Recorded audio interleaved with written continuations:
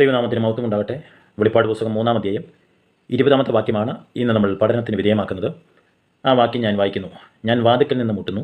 ആരെങ്കിലും എൻ്റെ ശബ്ദം കേട്ട് വാതിൽ തുറന്നാൽ ഞാൻ അവൻ്റെ അടുക്കൽ ചെന്ന് അവനോടും അവൻ എന്നോടും കൂടെ അത്താഴം കഴിക്കും. ഈ വാക്യം മാനസാന്തരപ്പെടാത്തവരെ ഉദ്ദേശിച്ച് ചിലർ ഉദ്ധരിക്കാറുണ്ട്. എന്നാൽ ഈ വാക്യം ബൈബിളിൽ കൊടുത്തിരിക്കുന്നത് മാനസാന്തരപ്പെടാത്തവരെ ഉദ്ദേശിച്ചല്ല, മറിച്ച് മാനസാന്തരപ്പെട്ട് മന്ദീഭവിച്ചു പോയ ലബോദിക്ക സഭയ്ക്കുള്ള സന്ദേശമാണ്. ഞാൻ വാതിൽക്കൽ നിന്ന് മുട്ടുന്നു. എഫെസോസ് സഭയുടെ കാലയളവിൽ യേശു സഭയുടെ നടുവിലായിരുന്നു. വെളിപ്പാട് പുസ്തകം 2:1. 1-2 നൂറ്റാണ്ടുകളിൽ സഭയുടെ നടുവിലുള്ള ക്രിസ്തു ഈ 21-ാം നൂറ്റാണ്ടിൽ സഭയ്ക്ക് പുറത്തായി. കർത്താവായ യേശുക്രിസ്തുവിനെ നമ്മൾ എടുത്ത് ചിന്തിക്കുമ്പോൾ, യേശുക്രിസ്തു ഈ ഭൂമിയിലായിരുന്നപ്പോൾ സ്വന്തം മാതാപിതാക്കൾ യേശുക്രിസ്തു ഉണ്ട് എന്ന് കരുതി യാത്ര ചെയ്തത് നമ്മൾ ഒന്നാമതായി കാണുന്നു. അതോടൊപ്പം തന്നെ സ്വന്തം സഹോദരന്മാർ ക്രിസ്തുവിനെ തള്ളി. അവർ വിശ്വസിച്ചില്ലായിരുന്നു ആദ്യം. ശിഷ്യന്മാർ യേശുക്രിസ്തുവിനെ കൈവിട്ടു. സ്വന്തം ജാതിക്കാർ യേശുക്രിസ്തുവിനെ നിഷേധിച്ചു, അതായത് യഹൂദന്മാർ. ഈ ലോകത്തിലെ നീതിന്യായ കോടതിയും യേശുക്രിസ്തുവിനെ കൈവിട്ടു.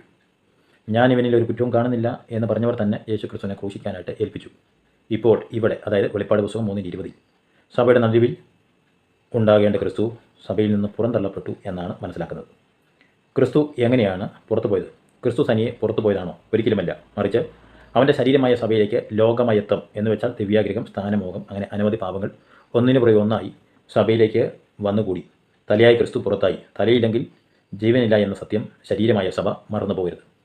അതുകൊണ്ട് തലയായ ക്രിസ്തു തൻ്റെ ശരീരമാം സഭയുമായി യോജിക്കുവാൻ പുറത്ത് വാതിൽക്കൽ നിന്ന് മുട്ടുകയാണ്. ഇത് തികച്ചും പരിതാപകരമായ അവസ്ഥയാണ്. എത്രനാൾ വാതിൽക്കൽ നിന്ന് മുട്ടും എന്ന് അറിയുന്നില്ല. ഉത്തമഗീതം 5-ാം അധ്യായം 5-6 വാക്യത്തിൽ ശൂന്യംകാരത്തി തൻ്റെ പ്രിയന് വേണ്ടി വാതിൽ തുറക്കാൻ താമസിച്ചപ്പോൾ പ്രിയൻ പോയി കളഞ്ഞു. ഇവിടെ കർത്താവായ യേശുക്രിസ്തു അങ്ങനെ പോകുന്നില്ല. കാരണം വാതിലിന് അകത്തുള്ളവരെ വിലയ്ക്ക് വാങ്ങുവാൻ ക്രൂശിൽ ചൊരിഞ്ഞ രക്തത്തിൻ്റെ ശക്തി നമ്മെ ആഴമായി സ്നേഹിക്കുന്നു.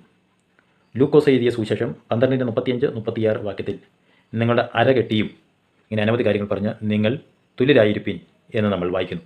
ലൂക്കോസ് 11:8 ഒന്നാമത്തെ സ്നേഹിതന് വിളമ്പി കൊടുക്കുവാൻ രണ്ടാമത്തെ സ്നേഹിതൻ്റെ പക്കൽ ഒന്നുമില്ലാത്തതുകൊണ്ട് രണ്ടാമത്തെ സ്നേഹിതൻ മൂന്നാമത്തെ സ്നേഹിതൻ്റെ വീട്ടിലേക്ക് ചെന്ന് അകത്തുള്ള പ്രാർത്ഥന വിഷയത്തിനെ പുറത്തുനിന്ന് മുട്ടുകയാണ്.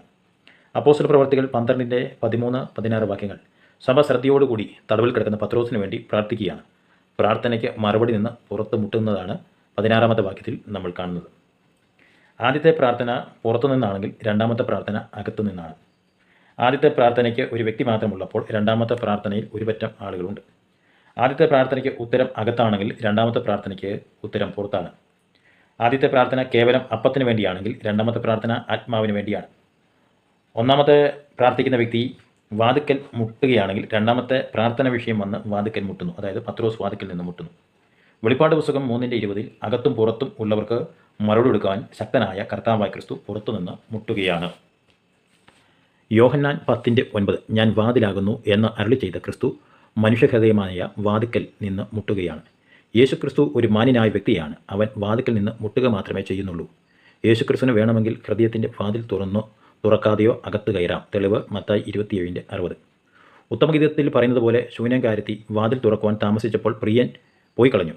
നാം സുവിശേഷ വേലയ്ക്ക് ഭവനങ്ങൾ സന്ദർശിക്കുമ്പോൾ വീടുകളുടെ വാതിൽ അടച്ചിരിക്കൊണ്ട് ഒരു ബെൽ പോലും അടിക്കാതെ പോകുന്നത് പോലെ യേശു പോകുന്നില്ല. കള്ളന്മാർ ചെയ്യുന്നത് പോലെ, കൊള്ളക്കാർ ചെയ്യുന്നത് പോലെ, മറ്റു പലരും ചെയ്യുന്നത് പോലെ യേശുക്രിസ്തു വാതിൽ അതിക്രമിച്ചു കയറുന്നില്ല. മറിച്ച് യേശുക്രിസ്തു പുറത്തുനിന്ന് മുട്ടിക്കൊണ്ടിരിക്കുക മാത്രമേ ചെയ്യുന്നുള്ളൂ. എങ്ങനെയാണ് യേശുക്രിസ്തു മനുഷ്യ ഹൃദയമായ വാതിക്കൽ നിന്ന് മുട്ടുന്നത്? ജീവിതത്തിൽ നേരിടുന്ന സംഭവങ്ങളിലൂടെ, അല്ലെങ്കിൽ വചനത്തിലൂടെ, അതുമല്ലെങ്കിൽ പ്രവചനത്തിലൂടെ, സാക്ഷ്യത്തിലൂടെ, അല്ലെങ്കിൽ ദർശനത്തിലൂടെ, സ്വപ്നത്തിലൂടെയൊക്കെ യേശുക്രിസ്തു മുട്ടിക്കൊണ്ടിരിക്കുകയാണ്. അപ്പോസ്തല പ്രവർത്തികൾ 16:15 മനുഷ്യന് തൻ്റെ ഹൃദയം ഉള്ളിൽ നിന്ന് തുറക്കത്തക്ക നിലയിലാണ്. മനുഷ്യന് തൻ്റെ ഹൃദയം തുറക്കുകയോ അടയ്ക്കുകയോ ചെയ്യാം. യേശുവിനെ സ്വന്തം ജീവിതത്തിലേക്ക്, സഭയിലേക്ക് വരുത്തുവാൻ ഉപവാസ പ്രാർത്ഥന നടത്തേണ്ട ആവശ്യമില്ല. പണം മുടക്കേണ്ട ആവശ്യമില്ല. മറ്റ് യാതൊന്നിൻ്റെയും ആവശ്യമില്ല. യേശുക്രിസ്തുവിൻ്റെ ശബ്ദം കേട്ട് ഹൃദയത്തിൻ്റെ വാതിൽ തുറന്നാൽ മതി. യോഹന്നാൻ 14:23 എൻ്റെ വചനം കേട്ട് പ്രമാണിക്കുന്നവരെ ഞങ്ങൾ പിതാവ് സ്നേഹിക്കുന്നു. തുടർന്ന് അതിൻ്റെ ഒടുവിൽ വായിക്കുന്നു, ഞങ്ങൾ വന്ന് അവനോടുകൂടെ വാസം ചെയ്യും. ക്രിസ്തുവിനോടുകൂടെ വസിക്കണമെങ്കിൽ വചനം പ്രമാണിക്കണം. ഉൽപ്പത്തി പുസ്തകം 6:3 മനുഷ്യനിൽ ദൈവത്തിൻ്റെ ആത്മാവ് സദാകാലവും വാദിച്ചു കൊണ്ടിരിക്കുകയില്ല എന്ന് വായിക്കുന്നു. ഇപ്പോൾ ദൈവാത്മാവ് മനുഷ്യഹൃദയത്തോട് വാദിച്ചു കൊണ്ടിരിക്കുകയാണ്.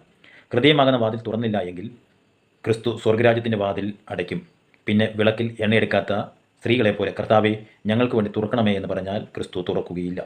യേശു ക്രിസ്തു മുട്ടുന്ന ശബ്ദം കേട്ട് ഹൃദയമാകുന്ന വാതിൽ നമുക്ക് തുറക്കാം. യേശുക്രിസ്തു ഭവനത്തിൻ്റെ നായകനാണ്. ഈ യേശുക്രിസ്തു ഭവനത്തിൻ്റെ പുറകിൽ അല്ലെങ്കിൽ പുറത്തു നിന്ന് മുട്ടുകയാണ്. തമ്മിൽ ഒരു പലകയുടെ കനം മാത്രമേ ഉള്ളൂ, 2 ഇഞ്ച് കനം. ഒരു വാതിലിൻ്റെ സൈഡിൽ യേശുവും മറു സൈഡിൽ ശരീരമാകുന്ന ഭവനത്തിൻ്റെ ഉടമസ്ഥനുമാണ്.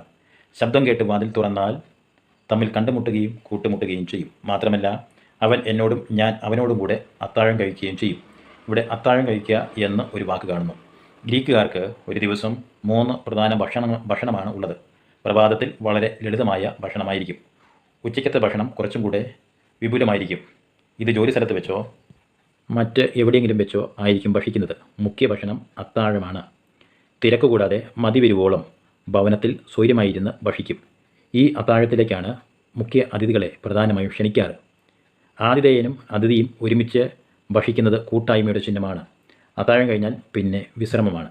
ക്രിസ്തുവിനോടുകൂടിയുള്ള അത്താഴം കഴിഞ്ഞാൽ നിത്യജീവൻ എന്നേക്കും തന്നോടുകൂടി ഇരിക്കും എന്നുള്ളതാണ് 21-22 വാക്യങ്ങൾ പഠിക്കുമ്പോൾ നമുക്ക് കാണുവാനായിട്ട് സാധിക്കുന്നത്. ഈ വചനങ്ങളാൽ ദൈവം നമ്മെ സഹായിക്കട്ടെ. നാളെ വെളിപ്പാട് പുസ്തകം 3-ാം അധ്യായം 21-22 വാക്യങ്ങൾ പഠനത്തിന് വിധേയമാക്കാം.